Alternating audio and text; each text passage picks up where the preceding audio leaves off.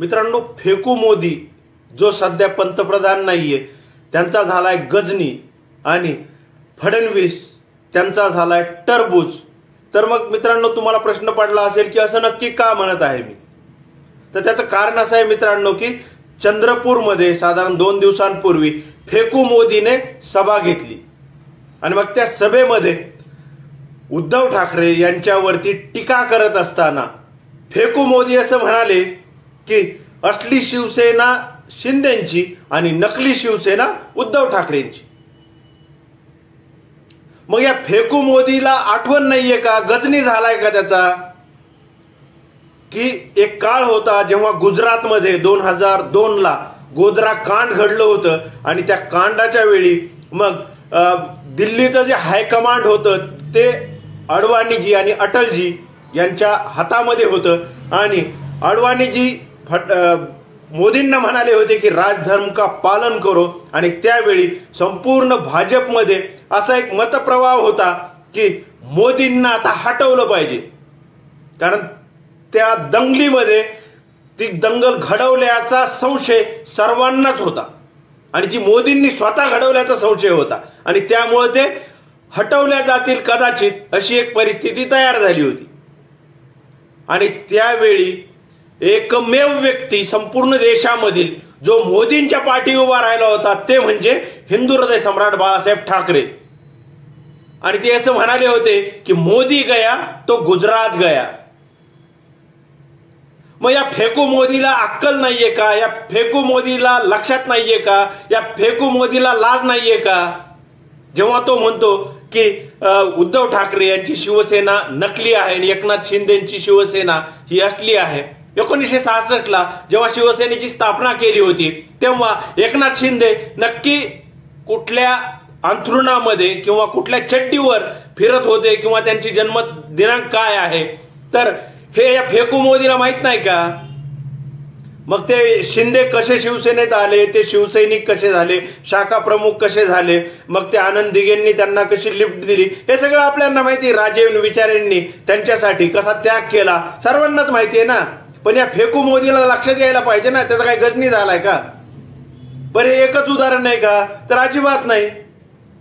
पण 2014ला जेव्हा लोकसभेची बोलणी झाली होती तेव्हा ज्या 22 लोकसभेच्या जागा उद्धव ठाकरे यांना लढायला दिल्या होत्या तेव्हा या फेकू मोदीने आणि त्या तिकडच्या बसलेल्या तडीपार दीडशहाने मग ती जी बोलणी होती 22 जागांची ती एकनाथ शिंदेसोबत केली होती का मग उद्धव ठाकरे यांच्या सोबत केली होती, याचं उत्तर या फेकू मोदीने दिलं पाहिजे।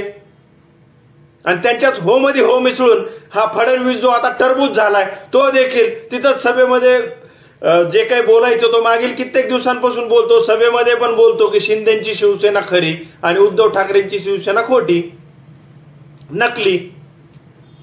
मग हे दोनच उदाहरण आहेत का? आणखी तिसरं उदाहरण सांगतो मित्रांनो की 2017ला जेव्हा उद्धव ठाकरे यांनी स्वबळाची घोषणा केली होती, मुंबई महानगरपालिकेची निवडणूक तोंडावर होती, त्यानंतर ती निवडणूक पार पडली, पुन्हा एकदा मुंबईच्या मनपावर शिवसेनेचा भगवा फडकला आणि त्यानंतर जेव्हा लोकसभेच्या निवडणुका आल्या 2018चं सरतस शेवटचे काही महिने होते आणि मग त्यावेळी अमित शहा दिल्लीवरून मुंबईत आले, मुंबईवरून मातोश्रीमध्ये गेले आणि मातोश्रीमध्ये जाऊन बाळासाहेबांच्या खोलीमध्ये बसून त्यांनी उद्धव ठाकरे यांच्यासोबत चर्चा केली।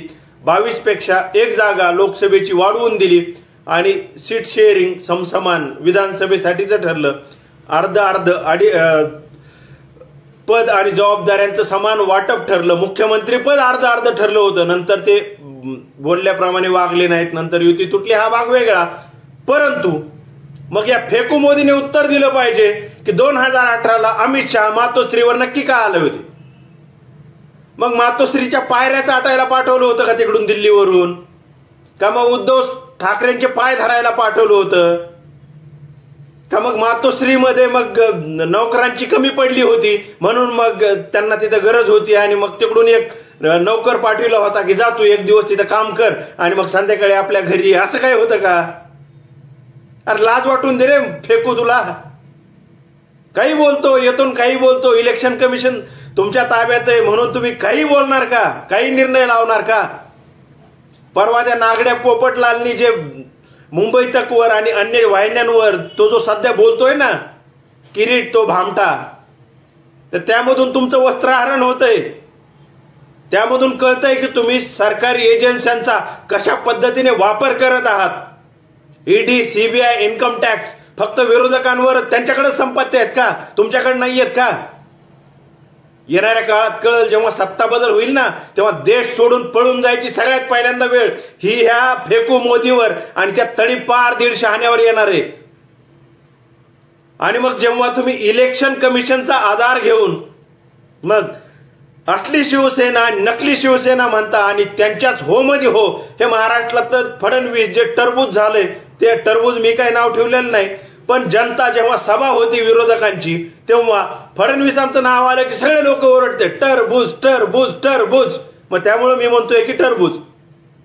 तर मग ह्या फेकू मोदीला मतपेटीमधून त्याची जागा दाखवून द्यायची वेळ आली. हा स्वतःच्या पत्नीसोबत एकनिष्ठ राहिला नाही. ज्या महिलेने त्याला राखी बांधली त्या महिलेचं, भावना गवळींचं ह्याने तिकीट कापून टाकलं.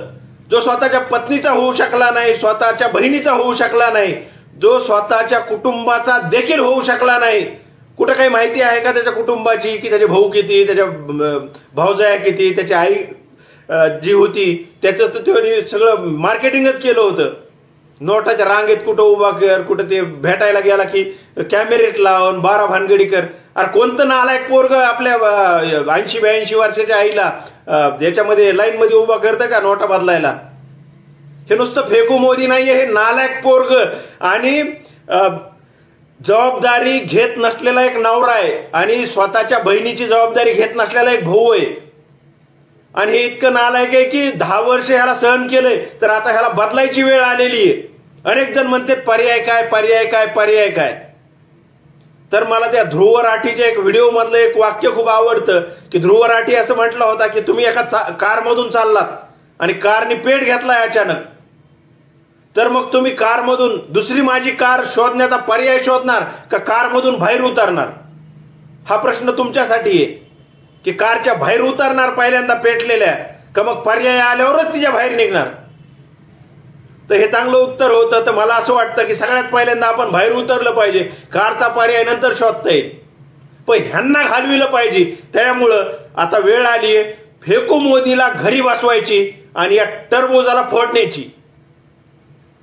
हे टरबूज जवळ फुटत नाही तवर महाराष्ट्राचं भलं होत नाही. कारण मागील 2-2.5 वर्षामध्ये ज्या पद्धतीने ह्याने जवळपास हमालासारखं एकनाथ शिंदेला वागविलं आणि महाराष्ट्रामधले उद्योग हे गुजरातला पळवले, अन्य भाजप शासित राज्यात पळवले, महाराष्ट्रामध्ये बेरोजगारी वाढवून ठेवली, महाराष्ट्रामधील महिला असुरक्षित करून ठेवल्या, महाराष्ट्रामधील तरुणांवरती अनेकांवरती जे आरक्षण लढ्यामध्ये आहेत त्यामध्ये मराठा समाजाचं आरक्षण असेल, त्यामध्ये धनगर समाजाचं आरक्षण असेल, त्यामध्ये अन्य आदिवासी समाजाचं, त्यामध्ये कोळी समाजाचं आरक्षण असेल, हे जिकडे जिकडे आंदोलन करतात त्यांच्यावर गुन्हे दाखल करतात. आणि ज्या पद्धतीने कायदा आणि सुव्यवस्था बिघडलेली, धडाधड गोळीबार होते. पुण्यामधला मोहोळच्या त्या अंगावर गोळीबार झालेला, त्या गणपत गायकवाडनी केलेला गोळीबार, त्यानंतर त्या घोसाळकर तिकडे झालेला गोळीबार, म्हणजे महाराष्ट्राचं काहीतरी वेगळंच चित्र ह्या फडणवीसच्या काळामध्ये झाले. त्यामुळे टरबूज देखील फोडायची वेळ आलेली.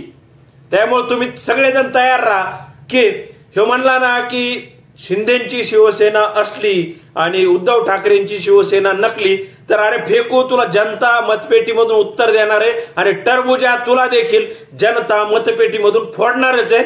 आणि तुम्ही देखील जनतेने इतकं भरघोस मतदान करा उद्धव ठाकरे आणि महाविकास आघाडीच्या बाजूने की महाराष्ट्रामध्ये पाय ठेवायला देखील हा फेकू मोदी ह्याला लाज वाटली पाहिजे, तो तडीपार शहा त्याला लाज वाटली पाहिजे आणि टरबूजा हे महाराष्ट्र सोडून पळाला पाहिजे. इतकी वाईट अवस्था याची लोकसभेमध्ये या मतपेटीद्वारे करून टाका आणि टरबूज फोडा आणि फेकूला त्याची लायकी दाखवून द्या.